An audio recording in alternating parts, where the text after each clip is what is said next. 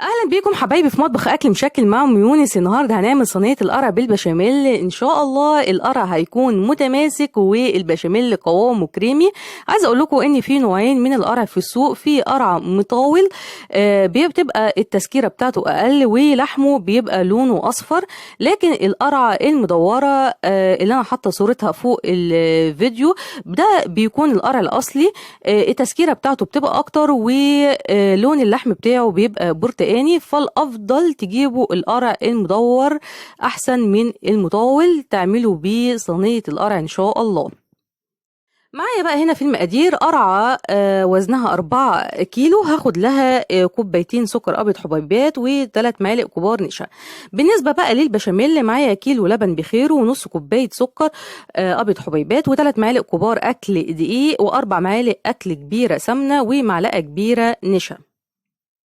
هقطع بقى القرعة كده له نصين. اعود نفسي يكون معايا سكينة كبيرة للتقطيع وسكينة صغيرة مشرشرة للتقشير. اقطع بقى كده القرعة لنصين وكل نص كده لربعين. واحاول بعد كده اتخلص من الالياف واللب اللي داخل قلب القرعة عن طريق كحتها كده بالسكينة او عن طريق ظهر معلقة. هنا حبايبي في ناس بتاخد اللب دون وبتغسله وبعد كده بتجففه في الشمس وبعد كده بتملحه وبتحطه تحمصه في قلب الفرن، بيبقى في منتهى الجمال. هنا بقى حبايبي انا اتخلصت من كل الالياف واللب الموجود داخل القرعة نفسها. بعد كده هبتدي اقطعه كده لصوابع بالمنظر اللي انتوا شايفينه ده.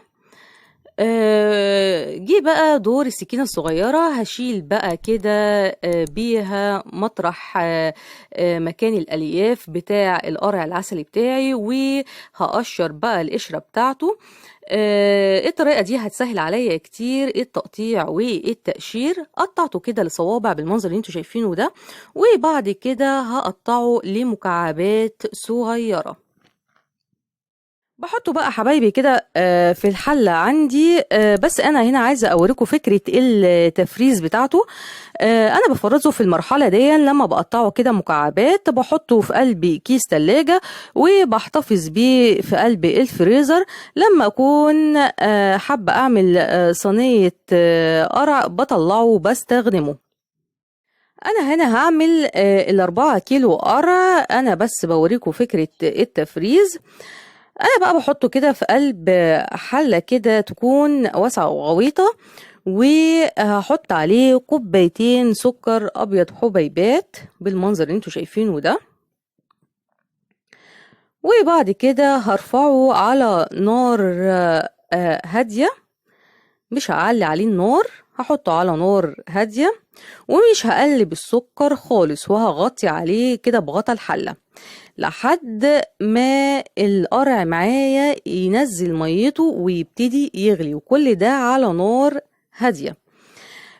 وبعد كده اول ما الاقي القرع معايا سرد ميته بالمنظر اللي انتوا شايفينه ده، هبتدي بقى اعلي النار واقلب السكر في قلب القرع بالمنظر اللي انتوا شايفينه ده، وهغطي عليه واسيبه يكمل تسويته.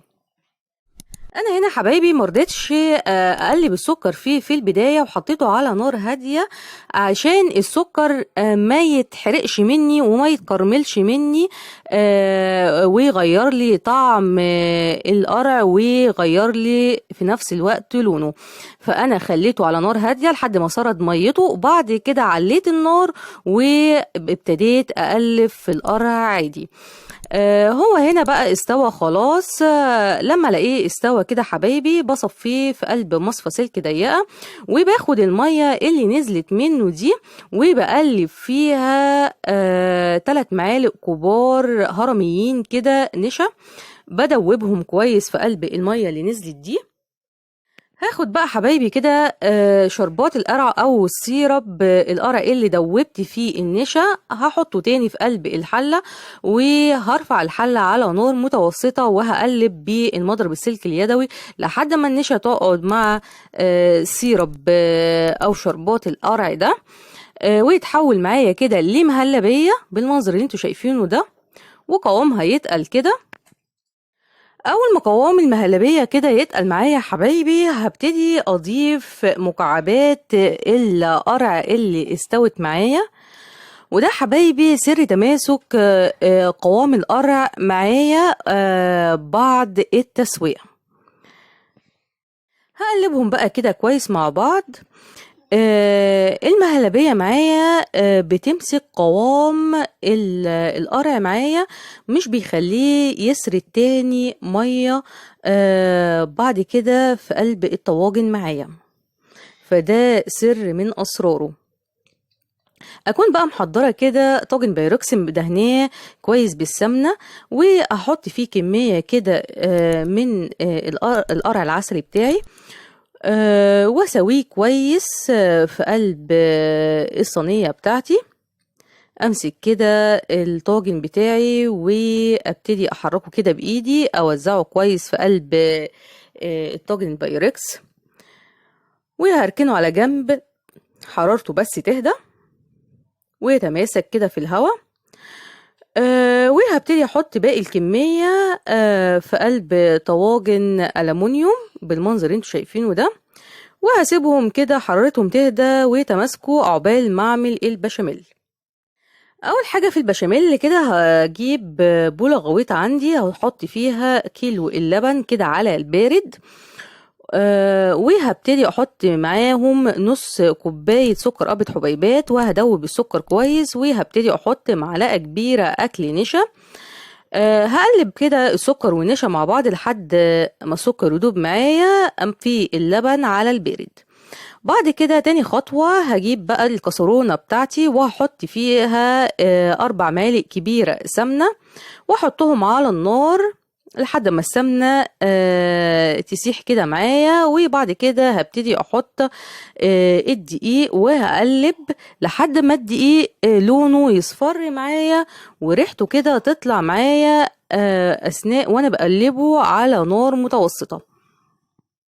اول ما الدقيق بتاعي ياخد كده اللون المصفر وريحته تطلع، هبتدي كده احط بقى اللبن دفعة واحدة، وعلى طول هقلب بقى بالمضرب السلك اليدوي. هستمر في التقليب على نار متوسطة لحد ما قوامه يتقل وياخد معايا القوام اللي انتوا شايفينه ده. ده القوام كويس، ولا تقيل قوي ولا خفيف قوي، قوامه كده وسط، بيبقى في منتهى الجمال.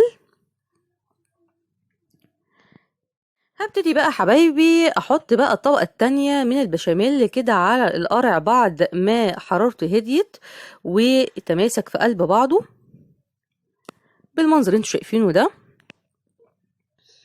اوزعه بردك كده كويس على سطح الصينية.